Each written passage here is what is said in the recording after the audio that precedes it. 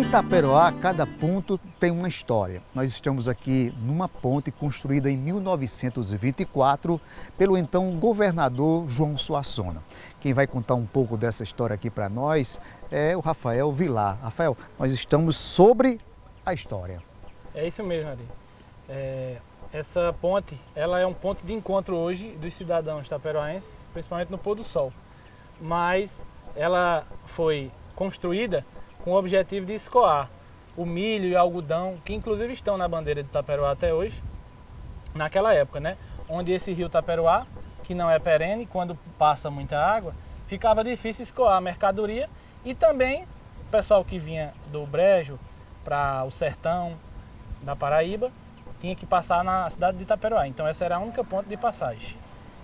E quais outros pontos você destaca aqui que chama a atenção do lugar, a exemplo de formações rochosas dessa localidade?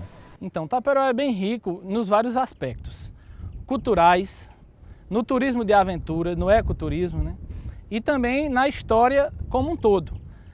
Aqui nós temos elementos arquitetônicos que falam um pouco sobre a história, e Itaperoá hoje é visitada pelo turismo pelos mais diversos gostos.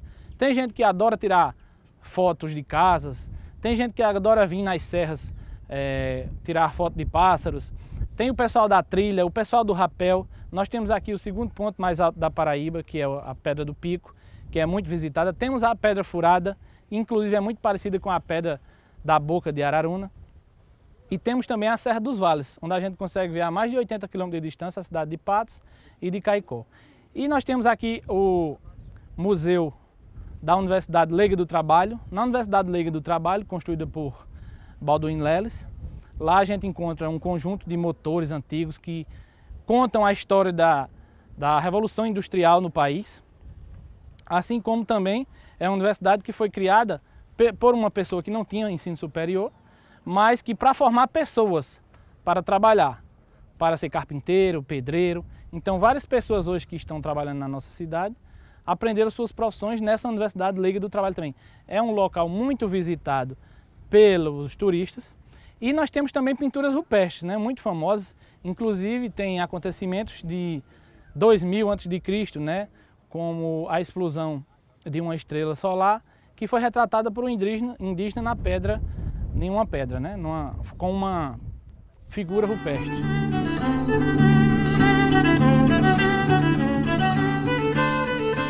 Itaperoá tem o grande nome que traz toda a história, que é Ariano Suassuna. Nós estamos aqui na casa onde ele passou parte da sua infância, depois que veio da capital da Paraíba para cá. E Dantas, que é parente de Ariano Suassuna, vai falar um pouco sobre essa história, né, aqui nesta casa, que guarda ainda os traços daquela época, né? A gente está bem preservada. Tá mantido o máximo possível da construção original. Ela foi construída pelo pai do Ariano, o João Suassuna, enquanto era governador. Ele casou com uma pessoa aqui de Itaperoá, com Dona Ritinha, e aí pretendia, quando terminasse a vida pública dele, vir morar com os filhos, as filhas e a esposa aqui em Itaperoá. Ele era de Catolé, mas queria se estabelecer aqui em Itaperoá. Mas infelizmente quando Ariano veio morar aqui, já foi do ano de 32, 33 para frente. Tinha uns 10 anos mais ou menos? Ele já tinha 6 ou 7, que ele é de 27, né?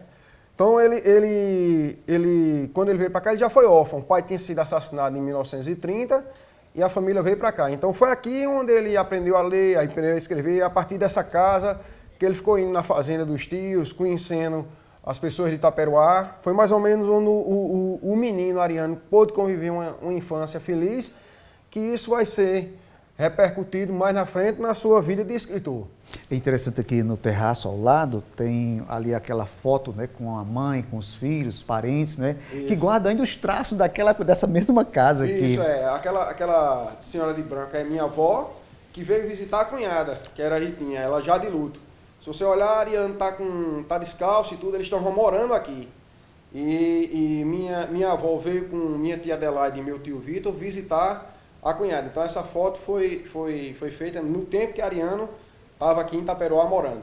Me diz uma coisa, ele quando falava naquelas palestras, né, que ele dava, que era aula espetáculo, né, ele falava desse contato com os livros. Era aqui nessa casa? Isso, exatamente. Ele aprendeu a ler e escrever aqui, depois mais na frente uma escola ali na Xandabala e depois ele foi terminar os estudos no Recife. Então, todos os contatos com livros e tudo era a partir dessa casa. Quando os irmãos traziam algum livro para cá e tudo, ele ficava lendo aqui.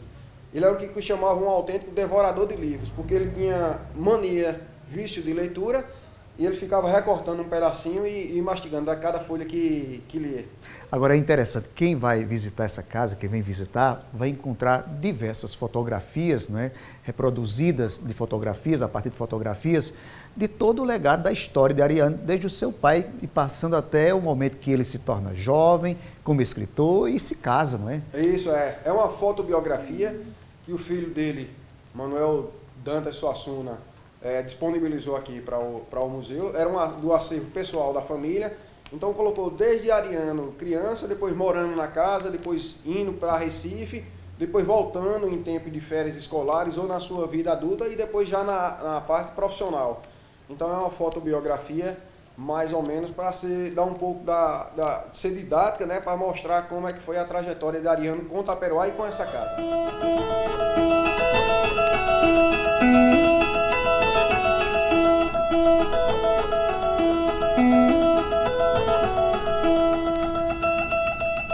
Essa casa simboliza um sonho que meu pai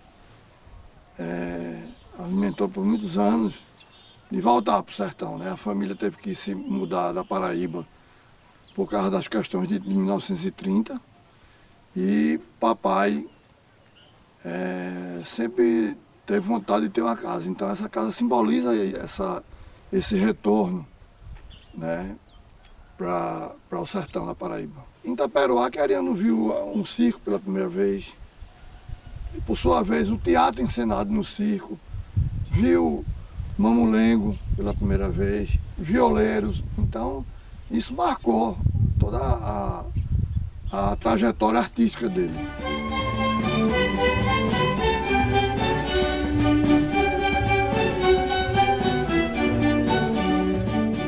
Por exemplo, a peça mais famosa dele, que é o Alto da Compadecida, tem um personagem que é de Itaperoá, Chicó, era o mentiroso oficial de Itaperoá, né? Então, essa relação com Itaperoá, você for olhar a obra dele, totalmente passada em Itaperoá. Ele chamou Manelito, né? Eles vão fazer uma criação de cabras, a gente pega esse dinheiro que eu ganhei agora do prêmio e transforma todo ele em cabras. E assim foi feito. E ele simbolicamente pegou um livro, fez um termo de abertura, colocou 300 nomes, entregou a Manelito. Agora enche esse livro de cabras. Chamou a atenção de todo mundo, né, na época, porque um escritor pegar um prêmio e investir todo em cabras na época, né, na década de 70, final da década de 70, que foi quando ele ganhou o prêmio.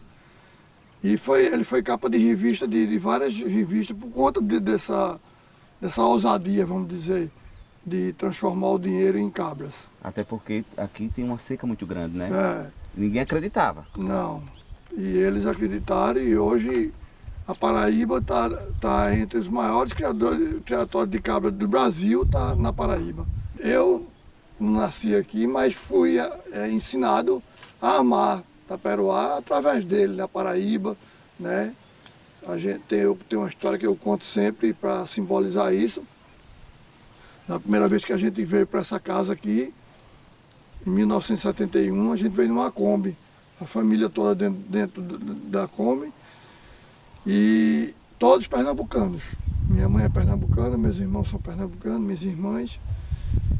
E quando chegou na divisa da Paraíba com Pernambuco, ele mandou a gente descer, ficou do lado da Paraíba, mandou a gente entrar. Entrem, que vocês vão entrar na Paraíba, vão pisar em solo sagrado, solo paraibano. Né? Isso para o menino de 11 anos de idade marcou. Né? Então, essa paixão pela Paraíba foi trazida por ele. O senhor chegou a beber da fonte de Ariano Suassuna? Sim. Eu tive mais influência dele professor do que artisticamente, vamos dizer assim, porque eu achava que aquilo que era produzido por ele pertencia a ele. Diferentemente dos outros artistas que iam para junto dele para ter sua formação artística, eu achava que eu devia me distanciar para ter minha própria identidade artística. E assim fiz. Hoje em dia eu tenho mais liberdade com a obra dele, né, com o encantamento dele, eu sinto que eu tenho mais proximidade com a obra dele do que quando ele era vivo.